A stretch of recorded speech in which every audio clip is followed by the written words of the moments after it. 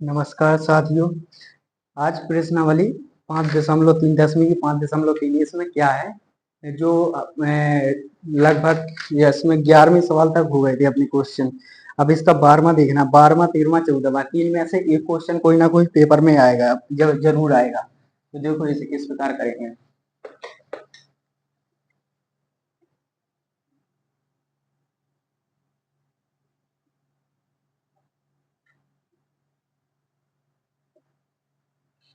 इसका 12वां क्वेश्चन देखो, 12वां 13वां 14वां तीनों में से एक क्वेश्चन कोई ना कोई पेपर में आएगा, वह 100% तीनों में से एक आता है।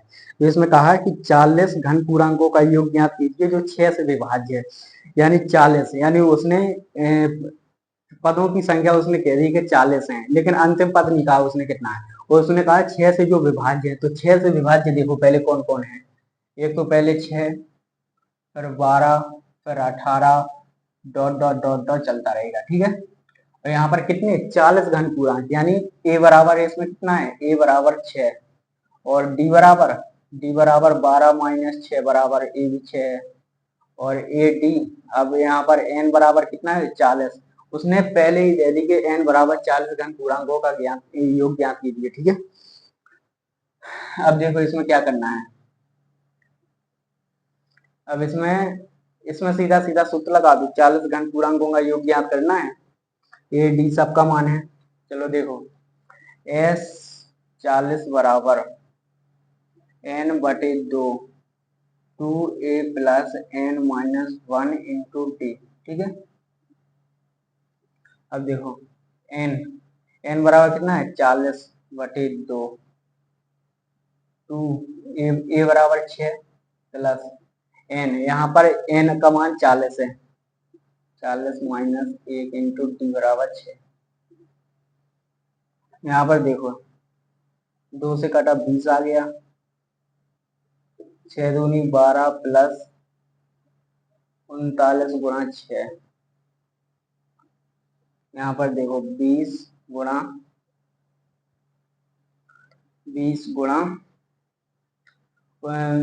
इसमें देखो 39 में 6 का गुणा करो पहले। 9 छक्के 54 की 4, हाथ सलाई 5, 6 चंगा 6 दी 18 और 5 23,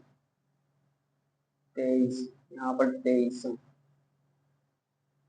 प्लस 16। अब यहाँ पर देखो 20 गुणा 23 और 16 को जोड़ो कितना आ गया 20, ठीक है। 6 4 10 को 0, हाँ सलाइए 3 1 4 1 5 और 2 250, ठीक है। सही है। अब इसमें क्या डायरेक्ट गुणा बस कर दो।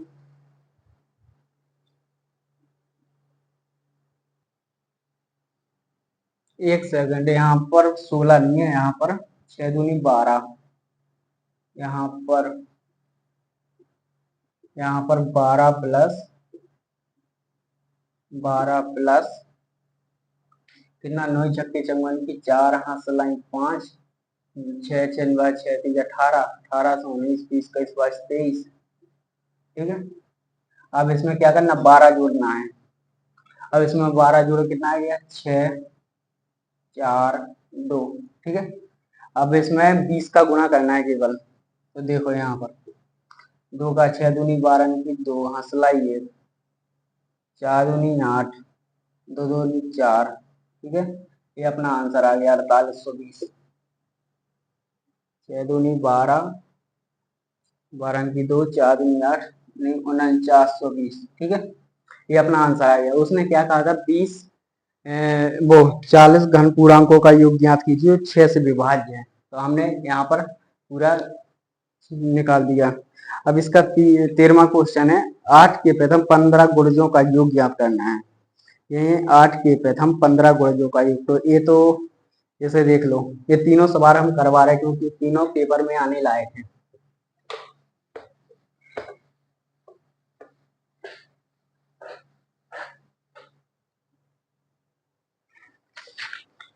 ये क्या कह रहा, 8 के प्रथम 15 गुणजों का योग।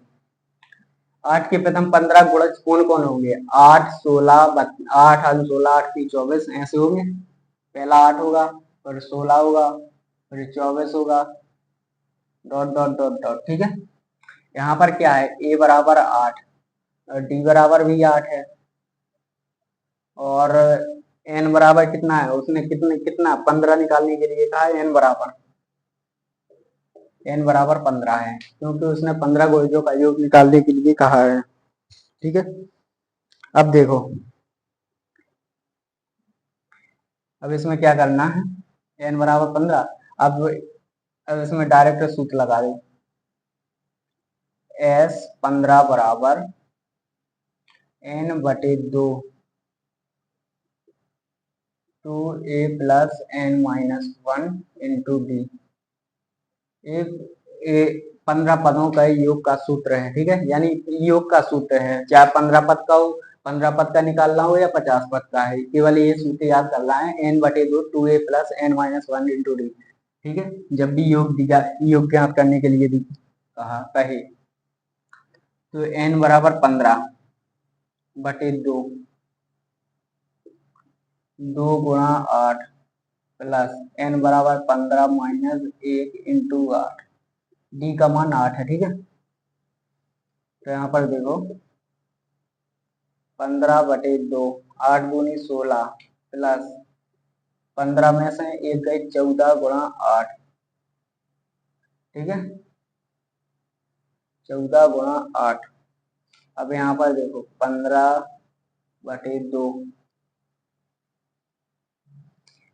ठीक है, यहाँ पर देखो 16 प्लस, अब 14 का 8 में गुणा करेंगे तो 8 96, 8 16 8 की 24, 800 को 32, 2 3 8 एक 14 8 112। ठीक है, अब यहाँ पर देखो 15 बटे 2 गुणा, इसमें 16 और 112 को जोड़ेंगे, 16 और 112 कितना हो जाएगा, 128 हो जाएगा, 8। ठीक है, और 2 1 128। अब काटेंगे, 2 से काटो इसे, कितना कितना आ गया, 2 छंग 12 और 2 चौको 8, 64 दूनी 128। ठीक है, अब 64 में 115 का गुणा करना है केवल, बराबर यहाँ पर देखो 64 गुणा 15, 15 बना 75, हाँ सलाई 7, 15 छक्की 90 और 7 97। ठीक है, ये अपना फाइनल आंसर आ गया, यानी कि 15 पदों का योग 8 के विभाज्य 15 पदों का योग कितना है, 975 है। ठीक है, 8 के विभाज्य 15 पदों का योग 975 है। अब हमने क्या कहा था कि इस प्रश्नावली से इन तीनों क्वेश्चन में से एक क्वेश्चन आने लायक होता है और हमेशा आता है, कोई उसमें दोहराने वाली बात नहीं है। तो इसका चौथा क्वेश्चन देखो, वो 14वां क्वेश्चन, 12वां करवा दिया, 13वां करवा दिया, अब 14वां देखो। इसमें 13वां क्वेश्चन थोड़ी इंपोर्टेंट था, तो इसमें देखो उसने कहा 8 के विभाज्य 15 गुणनों का योग, 8 के विभाज्य यानी 8 से जो जो विभाज्य होता है, तो हमने 8 की प्रथम 15 गुणज लिख ली। ठीक है, उसने भी कहा था कि 8 के प्रथम 15 गुणज, प्रथम 15, तो 8 के प्रथम 15 गुणज ये है। ठीक है, यानी डॉट डॉट 15 तक, 15 पदों तक जाएगा। अब इसमें हमने देखा ए बराबर 8 है, डी बराबर A2 माइनस डी बराबर 16 माइनस 8 किया तो 8 आ गया।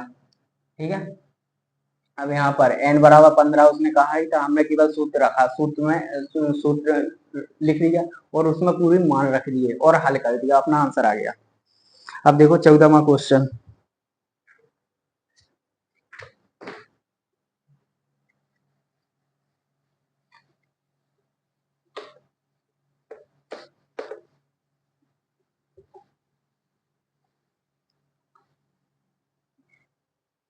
अब 14वां क्वेश्चन क्या कह रहा है ये देखो, उसने कहा 0 से 50 के बीच विषम संख्याओं का योग ज्ञात कीजिए, 0 से 50 के बीच।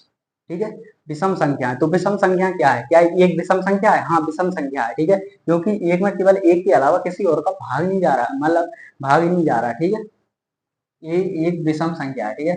एक, तीन विषम संख्या, पांच, सात, dot dot dot dot dot, ठीक है। अब इसमें देखो विषम संख्या कौन होता है, टू वो 2n+1, ठीक है।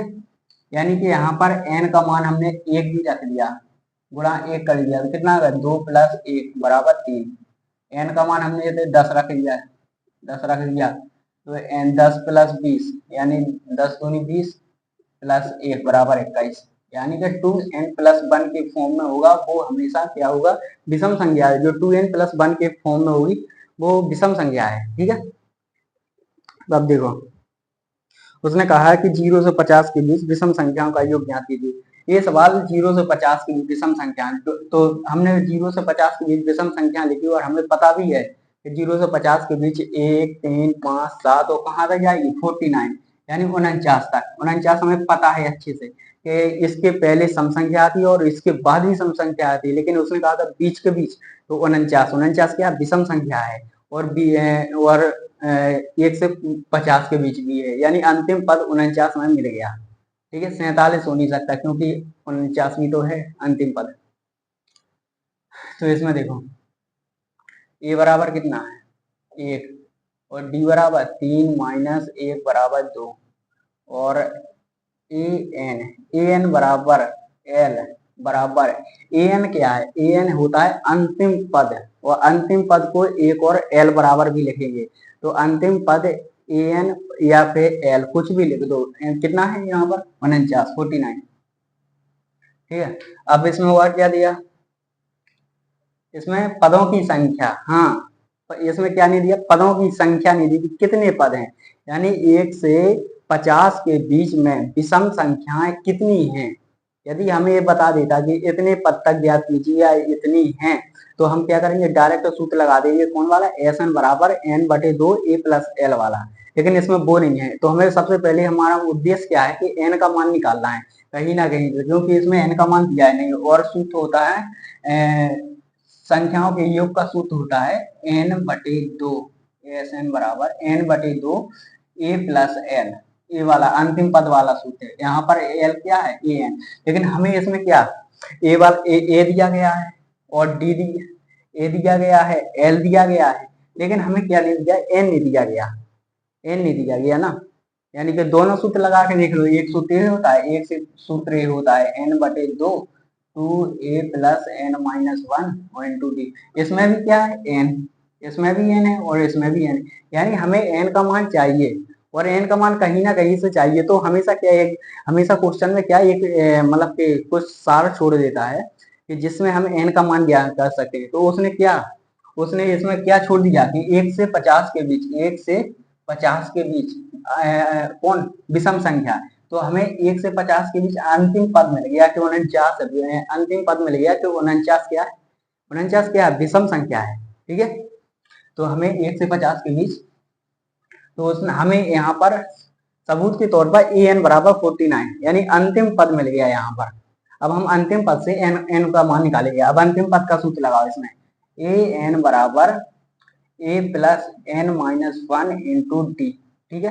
अब इससे हम क्या है एन का मान निकालेंगे, फिर एन का मान निकालेंगे और इस सूत्र में रख देंगे, ठीक है। तो देखो एन का मान कैसे निकलेगा, ए एन बराबर कितना है 49, बराबर ए बराबर 1 प्लस एन का मान कितना है या निकालना है, डी डी बराबर कितना है 2, 49 बराबर 1 प्लस 2n-2, ठीक है। ये प्लस में इस साइड आएगा, कितनी क्या हो जाएगा, माइनस हो जाएगा। यहाँ पर कितना बचा 49 -1 बराबर 2n-2, यहाँ पर कितना 48 बराबर 2n-2। अब माइनस में है, बराबर किस साइड आएगा, प्लस में आ जाएगा, 48 प्लस 2 बराबर 2n, यहाँ पर कितना आ गया 2n बराबर 50, तो n बराबर यहाँ पर देखो n बराबर कितना आ गया 50 बटे 2 बराबर कितना 25। n बराबर 25 आ गया। ठीक है, हमारा उद्देश्य भी था n का मान निकालना है। n का मान क्यों निकालना है? क्योंकि जब हम योग निकालेंगे तो इसमें n के मान की जरूरत की आवश्यकता होती है। ठीक है, तो देखो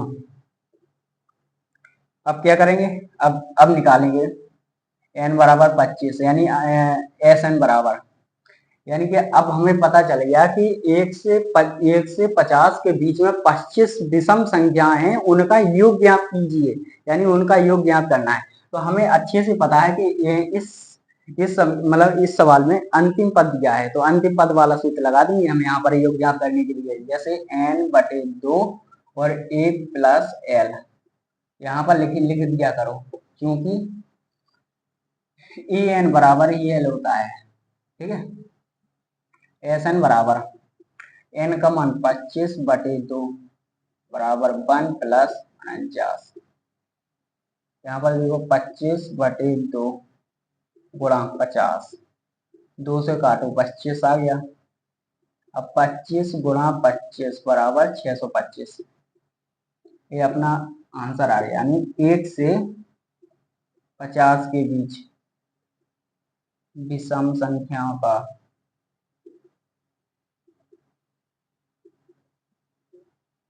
योग। ठीक है, 1 से 50 की विषम संख्याओं का योग बराबर 625 आ गया। 625।